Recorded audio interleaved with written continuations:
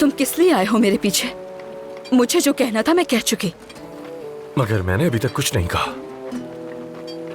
जरूरत नहीं मजीद कहने की कुछ। ऐसा मत करो ज़ैनब, हम दोनों ने ही बरसों खामोशी से इस दर्द को बर्दाश्त किया है। अब मुझे चंद बातें कहने से महरूम ना करो। मैं हर रात ख्वाब में तुम्हें देखकर तुमसे माफी का तलबगार रहता कि तुम मुझे माफ कर दो, मगर हर बार कोशिशें रायगा हो गई। मैं वो दर्द बयान नहीं कर सकता जो तुम्हारे बगैर उन गहरी नींदों से जागकर एक नए दिन में दाखिल होने से होता। मैं सोचती थी कि शायद तुम मुझे ढूंढ लो, अगरचे तुम मेरे भाई को इस जुल्म से ना बचा सके, लेकिन दुख तो बांट सकते थे। जिस तन्हाई में मैं गिरी थी उससे निकाल तो सकते थे, लेकिन तुम्हारी तो एक आवाज भी ना आई मुझे कभी।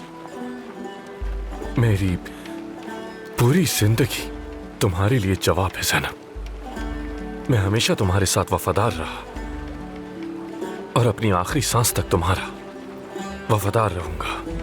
वफादारी और मोहब्बत दोनों सबूत मांगते हैं फाजिल। मेरे पास दलील के तौर पर इस चेहरे की झुर्रियां और वो आंखें हैं जो रो रो कर थक चुकी हैं।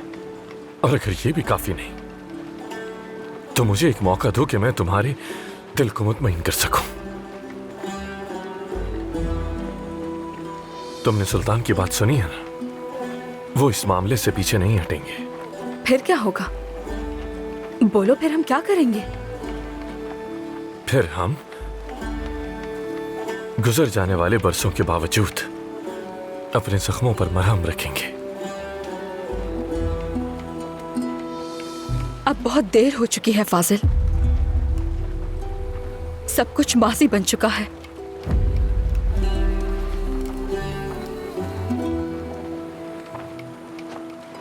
ऐ मेरे दिल की जीनत, रुक जाओ।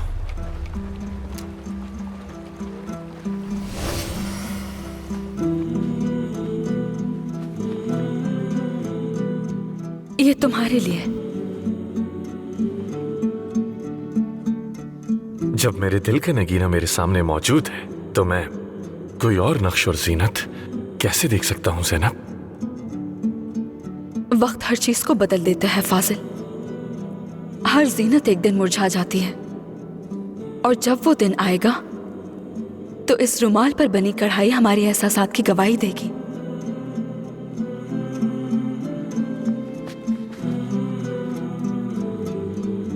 तो फिर मैं तुमसे वादा करता हूं, जिंदगी भर इसे अपने दिल के करीब रखूंगा। तुम इस रुमाल में मेरे दिल के पास रहोगी।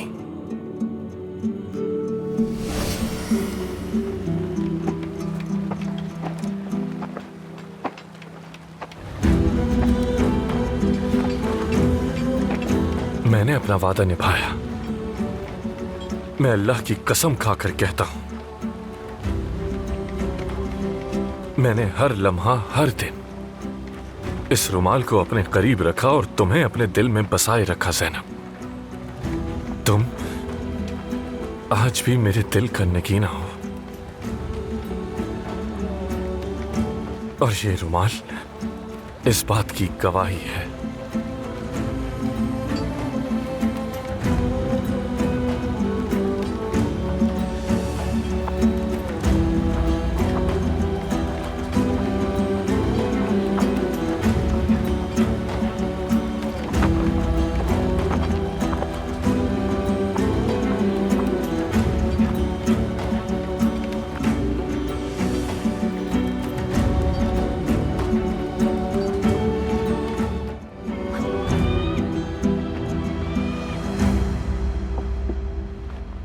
मेरी मलिका करक का सकूत और बादशाह बाल्डविन की बीमारी का बढ़ जाना आवाम के दिलों में शदीद बेचैनी और खौफ पैदा कर चुका है मेरी मलिका।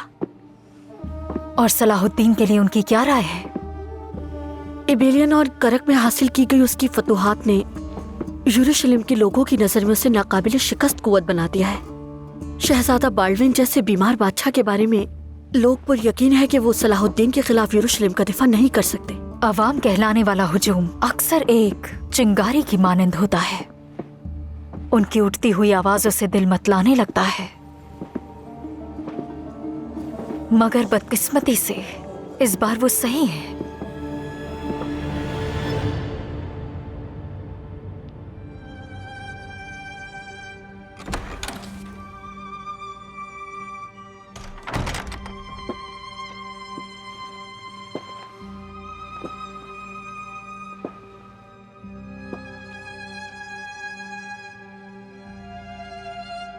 बाल्डविन,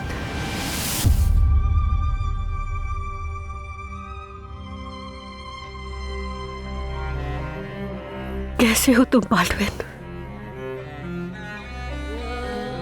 तबीयत बेहतर है?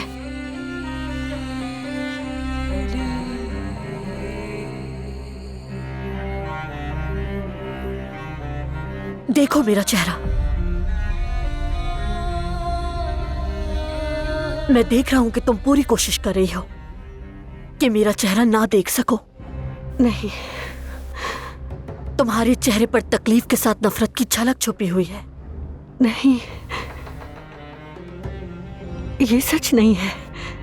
ये बीमारी जो मेरा जिस्म चाटती रही, मैंने इसे खुदा की अता करदा ज़रा समझा, और इस ज़रा ने मुझे उस मुकद्दस प्याले तक पहुंचाया जो नाकाबिले दरियाफ्त था। उसने मुझे उस सलाहुद्दीन पर फतह दिलाई जो नाकाबिले शिकस्त समझा जाता था।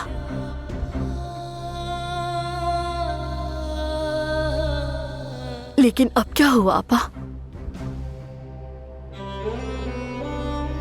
खुदावन की अता करदा इस ज़रा का असर मुझसे क्यों दूर हो गया? नहीं, ऐसा मत कहो। हाँ, तुम ठीक हो जाओगे। नहीं, मैं मर जाऊंगा। आपा, मैं बहुत जल्द मर जाऊंगा। नहीं, मैं जानता हूं हर कोई यही कह रहा है।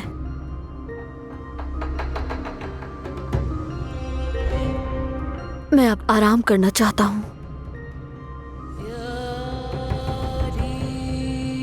ठीक है, लेकिन इस सब के बावजूद